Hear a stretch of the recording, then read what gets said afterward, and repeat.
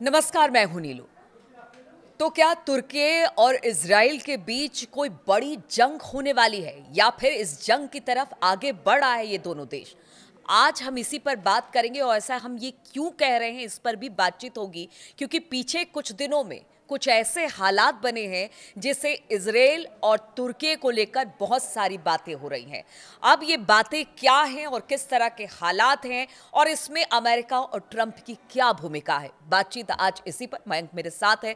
मयंक, ये जो दो देश है इजराइल और तुर्की, कहा यह जा रहा है कि हो सकता है आगे आने वाले दिनों में सब कुछ इन दोनों देशों के बीच ठीक ना रहे। ऐसा क्यों कहा जा रहा है, क्या वजह है, क्या ऐसे हालात बने हैं कि अब जंग की नौबत भी आ सकती है? ये जो चर्चा सोशल मीडिया में बहुत तेजी से फैली कि क्या इजराइल जो है वो तुर्की पर हमला कर सकता है, इसके 3-4 वजह हैं जो कि समझने की ज़रूरत है। और बार बार हमारे दर्शक की बात पूछ रहे हैं, कमेंट कर रहे हैं कि क्या वाकई तुर्की और इजराइल की जंग हो सकती है या बात तक बात रह जाएगी। देखिए, क्या हुआ, आज से कुछ दिनों पहले की बात है कि इजराइल के एक एजुकेशनिस्ट हैं और पॉलिटिशियन हैं, उनका नाम है मीर मसरी। इन्होंने एक पोस्ट किया और उसमें उन्होंने लिखा कि आज कतर कल तुर्की। देखिए, जिस तरह से कतर पर हमले हुए हमास के नेताओं पर, उसके बाद से ये चर्चा छिड़ गई थी कि क्या अगला हमला अब अंकारा में होने वाला है, तुर्की में होने वाला है, क्योंकि हमास की एक बड़ी लीडरशिप जो है वो तुर्की में मौजूद है। देखिए, तुर्की नेटो का सदस्य है। अब ये मान के चला जाता है, एक जनरल अंडरस्टैंडिंग होती है, ऐसा माना जाता है कि इजराइल कभी तुर्की पर हमला नहीं करेगा क्योंकि वो नेटो का सदस्य है, और अगर तुर्की पर हमला करेगा तो वो पूरे नेटो पर हमला माना जाएगा। तो इसलिए जो है हमास की एक लीडरशिप भी ये मानती है कि तुर्की पर हमला नहीं करेगा। लेकिन जिस तरह से कतर पर हमले हुए, उसके बाद इस तरह के बयान सोशल मीडिया में आने लगे। जैसे मैंने आपको बताया, इजराइल के एक बड़े जो पॉलिटिशियन और एजुकेशनिस्ट हैं, मीर मसरी, इन्होंने एक पोस्ट किया, उस पर उन्होंने लिखा कि आज कतर कल तुर्की। ये एक बड़ा डिबेट का मुद्दा बन गया।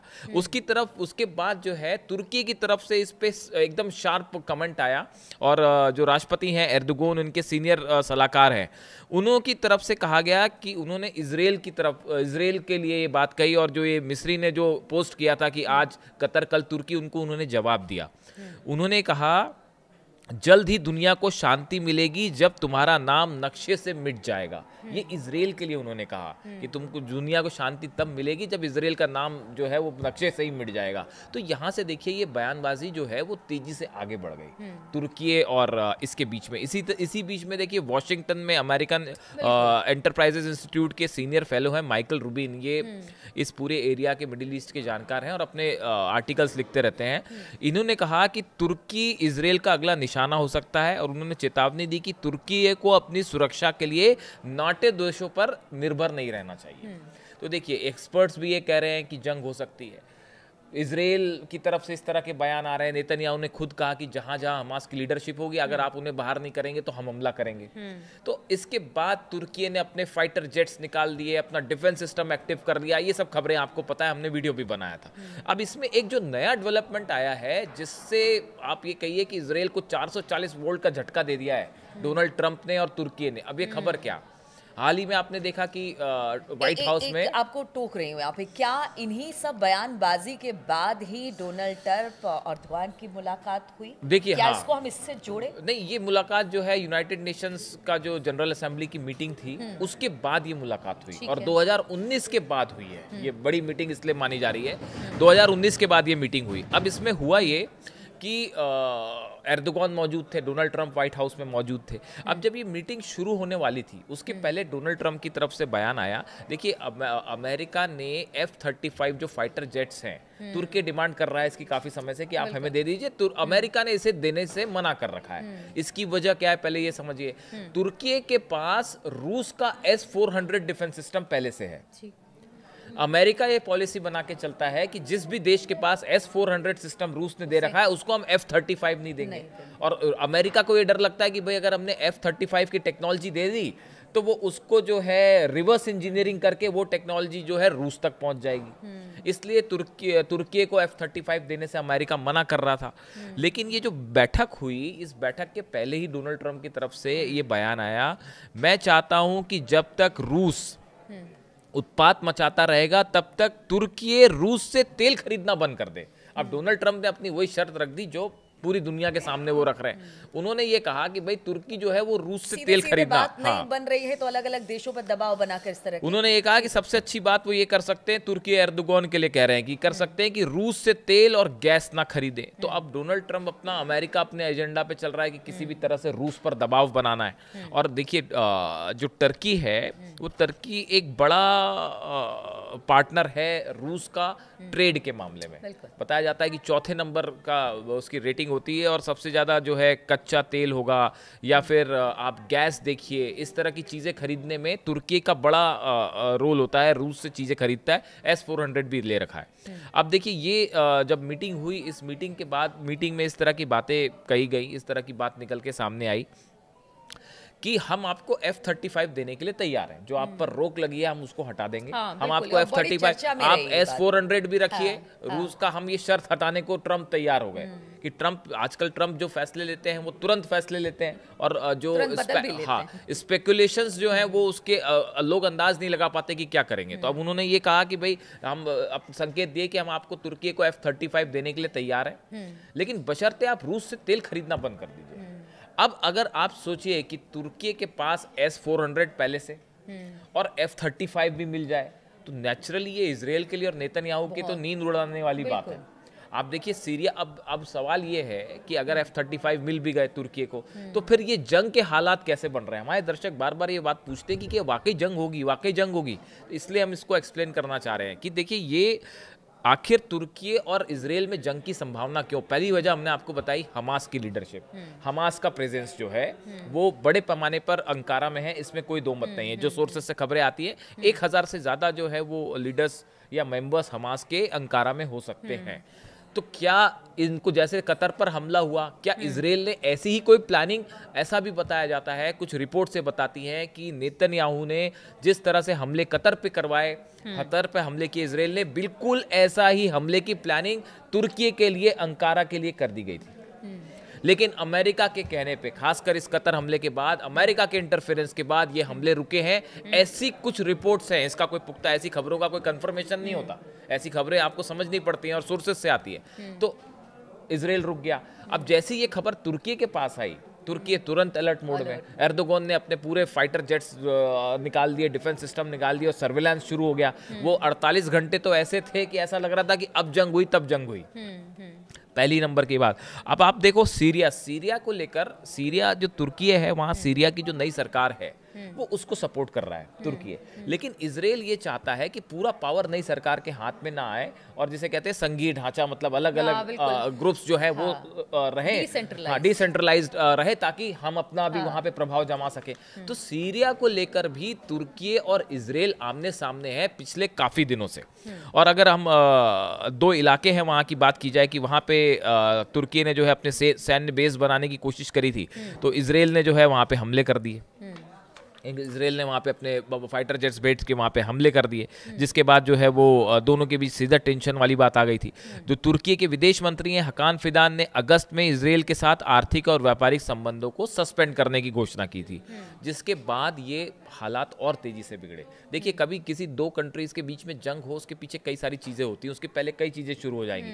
आपके बायलैटरल रिलेशंस खत्म हो जाएंगे, इकोनॉमिक टर्म्स खत्म हो जाएंगे, उसके बाद बयानबाजी शुरू होगी, फिर उसके बाद टेंशन बिल्डअप होगा, फिर उसके बाद हथियारों पे बात आ जाएगी। तो आप देखिए ये जो एस्केलेशन है ये धीरे धीरे बढ़ता जा रहा है तुर्की और इजराइल के बीच में, और ये पूरे मिडिल ईस्ट में एक नए विवाद को जन्म देने की स्थिति में आगे बढ़ रहा है। अब देखिए ये इजराइल को लेकर ये हालात है। दूसरी तरफ तुर्की ने ये जो मैंने आपको बताया सीरिया के दो इलाके हैं होम्स और हमा, यहाँ सैन्य ठिकाने की बनाने की कोशिश की तुर्की ने, तो इजराइल ने फॉरेन फाइटर जेट भेज दिए, दोनों जगह हमले कर दिए। तो ये सीधी चुनौती थी तुर्की को, एर्दोगन को ये सीधी चुनौती थी कि भाई आप अगर अपना प्रभाव जमाने की कोशिश करेंगे तो हम उस पर एयर स्ट्राइक कर देंगे। 2-3 बातें हो गई, हमास हो गया, सीरिया हो गया, और प्लस इसके अलावा जिस तरह से हमले हुए तुर्की के शहर पर, वो भी एक बात हो गई, और बहुत सारी ऐसी चीजें। एक और बड़ी बात, साइप्रस जो है, साइप्रस तुर्की का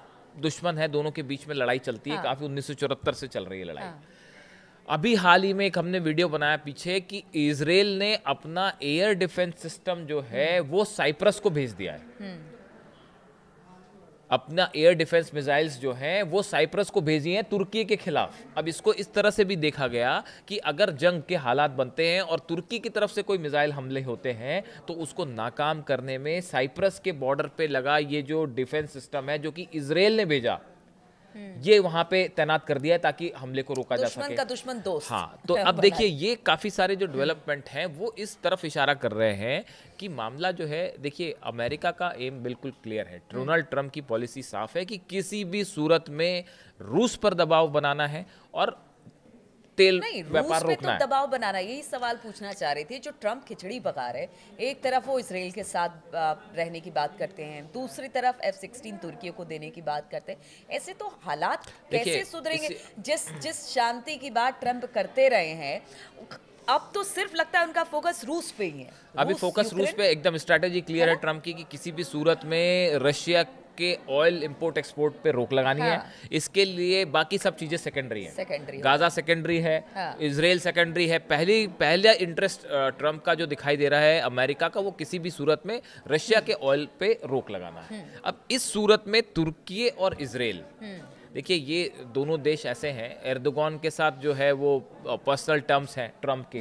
खैर पर्सनल टर्म्स की जहाँ तक बात है तो वो एक अलग चीज़ होती है, और जब आप युद्ध की बात कर रहे होते हैं तो वो एक अलग चीज़ होती है। तो अब एर्दोगान के साथ ट्रंप की अगर डील हो जाती है F-35 को लेकर, जो हमारा मेन टॉपिक का मुद्दा है, कि अगर तुर्की के पास F-35 जेट्स आ जाते हैं, S-400 रूस का पहले से मौजूद है, तो आप सोचिए कि इजराइल के लिए तुर्की को निशाना बनाना बहुत मुश्किल हो जाएगा। चुनौती कितनी हाँ, बड़ी हो बहुत जाएगी मुश्किल हो जाएगा। S-400 को क्रॉस करके रशिया को अटैक करना, रशिया के S-400 को क्रॉस करते हुए तुर्की पर अटैक करना, ये ऑलमोस्ट नेक्स्ट टू इम्पॉसिबल हो जाएगा इजराइल के लिए। और साथ में अगर F-35 जेट मिल जा रहे हैं तो ये पूरे एरिया का समीकरण बदल के रख देगा। और सबसे इसमें एक बड़ी इंटरेस्टिंग बात है कि अगर ऐसा कुछ होता है तो नेचुरली ईरान तो इजराइल के खिलाफ खड़ा हुआ है। तो ऐसी सिचुएशन में आप सोचिए कि अगर इजराइल और तुर्की के बीच में जंग हो रही है और ईरान ने अगर भी मोर्चा खोल दिया इजराइल के खिलाफ, और देखिए इजराइल कितने मोर्चों पर लड़ेगा, पहले ही वो कई मोर्चों पर लड़ रहा है, और अगर तुर्की ने भी अपना मोर्चा खोल दिया तो बड़ी मुश्किल हो जाएगी। अब ऐसे हालात में अमेरिका जो कोशिश कर रहा है वो ये कि रूस के ऑयल व्यापार पर भी रोक लगे और मिडिल ईस्ट में भी जो है वो हालात ना बिगड़े। क्योंकि देखिए ये जिस तरह से ये कतर पर हमले हुए, उसके बाद बड़ा जबरदस्त गुस्सा था मुस्लिम देशों में, लेकिन अमेरिका की परमिशन के बिना इजराइल के खिलाफ कार्रवाई नहीं हो सकती। ये भी एक सच्चाई है मिडिल ईस्ट की। अभी देखिए वेस्ट बैंक को लेकर साफ कह दिया उस ट्रंप ने कि देखिए अगर कब्जा करना चाहता है इजराइल या नेतन्याहू तो वो नहीं करने देंगे। तो देखिए दोनों चीजें हैं। अब ट्रंप का ये कहना कि भाई मेरी कतर के आमिर जो है उनसे बात हुई है और अमेरिका ने विश्वास दिलाया कि अगली बार इजराइल ऐसा नहीं करेगा, तो उन्होंने ये भी कह दिया। तो अब मुस्लिम कंट्रीज जो हैं वो उन्होंने बैठक की, OIC की बैठक हुई, सब कुछ हुई, बात हुई, लेकिन आप देखिए कोई कॉन्क्रीट चीज निकल के नहीं आई। ईरान की बात अलग है, ईरान पे आप हमला करोगे तो वो कहीं कोई चर्चा नहीं करता, सीधा मिसाइल मार देता है, वो एक अलग बात है, वो ईरान की सिचुएशन अलग है।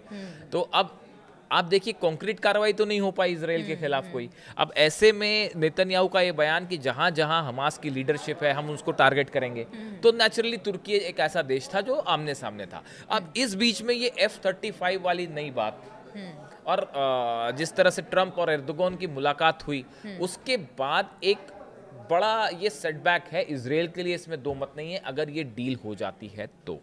चलिए देखिए, हमने समझाने की कोशिश की कि आखिर जो बात निकलकर सामने आ रही है, एक्सपर्ट जिस बात को कह रहे हैं कि देखिए तुर्की और इजराइल के बीच युद्ध हो सकता है, हालात कुछ इस तरह से बन रहे हैं, एक एक पॉइंट पर हमने चर्चा की और साथ ही ये भी बताने की कोशिश की कि ऐसा आखिर क्यों कहा जा रहा है। अगर इस पर आप कोई और जानकारी चाहते हैं या फिर अपना कमेंट देना चाहते हैं तो ज़रूर हमें कमेंट करें, हमें इसका इंतज़ार रहता है। और साथ ही साथ मिडिल ईस्ट से जुड़ी हुई और तमाम जगह से जुड़ी हुई खबरें लगातार हम आपके लिए लेकर आते रहेंगे। बहुत बहुत शुक्रिया इस चर्चा में आप सभी का शामिल होने के लिए।